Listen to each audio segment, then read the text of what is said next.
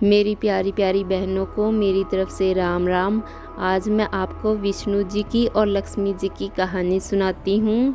आप इसको ध्यान से सुनना, ये बहुत ही प्यारी कहानी है। एक बार भगवान विष्णु जी शेषनाग पर बैठे बैठे बोर हो गए और उन्होंने धरती पर घूमने का विचार मन में किया। वैसे भी कई साल बीत गए थे। धरती पर आए और वह अपनी यात्रा की तैयारी में लग गए। स्वामी को तैयार होता देखकर लक्ष्मी ने पूछा, आज सुबह सुबह कहाँ जाने की तैयारी हो रही है? विष्णु जी ने कहा, हे लक्ष्मी, मैं धरती लोक पर घूमने जा रहा हूँ। तो कुछ सोचकर लक्ष्मी माँ ने कहा, हे देव, क्या मैं भी आपके साथ चल सकती हूँ?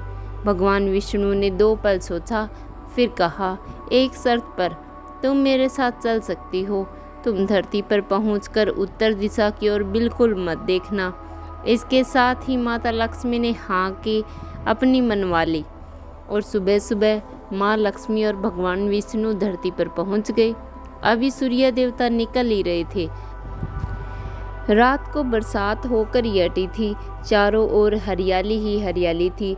उस समय चारों ओर बहुत शांति थी और धरती बहुत ही सुंदर दिख रही थी।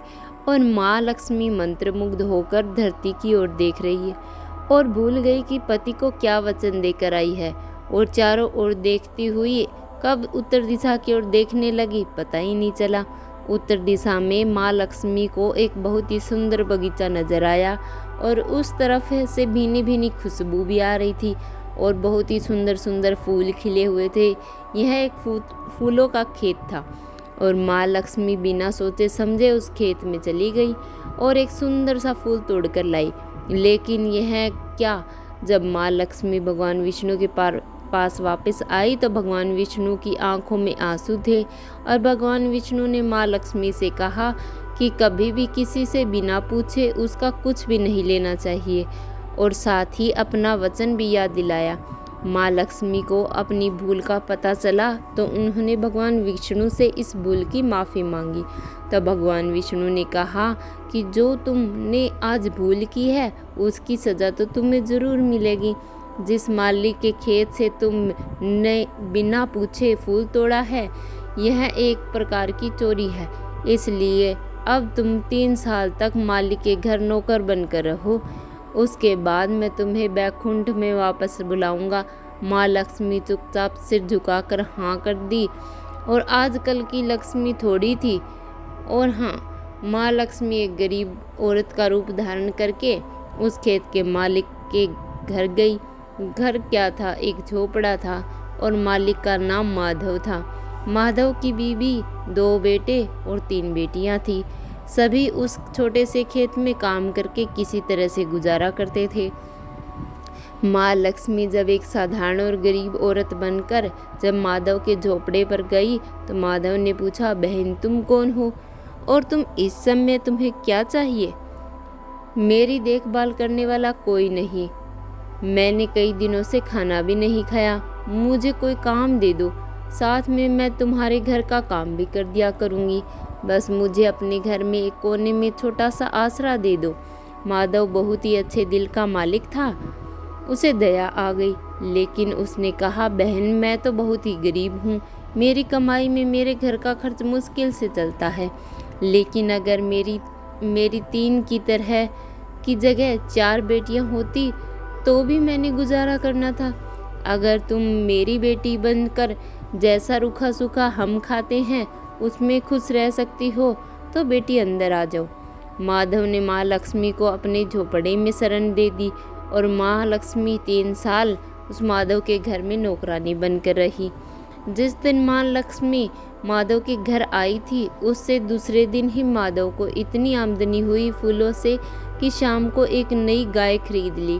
फिर धीरे धीरे माधव ने काफ़ी ज़मीन खरीद ली और सबने अच्छे अच्छे कपड़े भी बनवा लिए।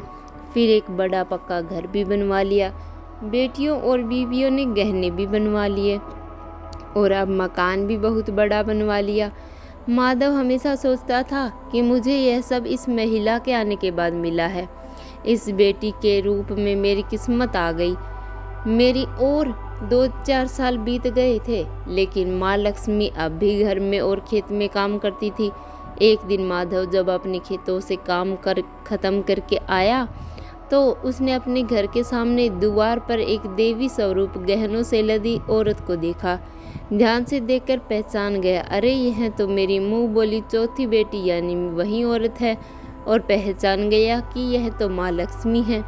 अब तक माधव का पूरा परिवार बाहर आ गया था और सब हैरान होकर माँ लक्ष्मी को देख रहे थे।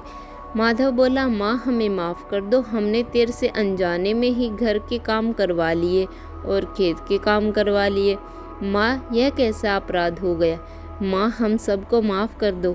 अब माँ लक्ष्मी मुस्कुराई और बोली, माधव तुम बहुत ही अच्छे और दयालु व्यक्ति हो, तुमने बहुत मुझे अपनी बेटी की तरह रखा, अपने परिवार की सदस्य की तरह। इसके बदले में तुम्हें वरदान देती हूँ कि तुम्हारे पास कभी भी खुशियों की और धन की कमी नहीं होगी, तुम्हें सारे सुख मिलेंगे जिसके तुम हकदार हो। और फिर माँ अपने स्वामी के द्वारे भेजे गए रथ पर बैकुंठ को चली गई। आपको मेरी कहानी पसंद आई हो तो मेरी वीडियो को लाइक करें, मेरे चैनल को सब्सक्राइब करें। धन्यवाद।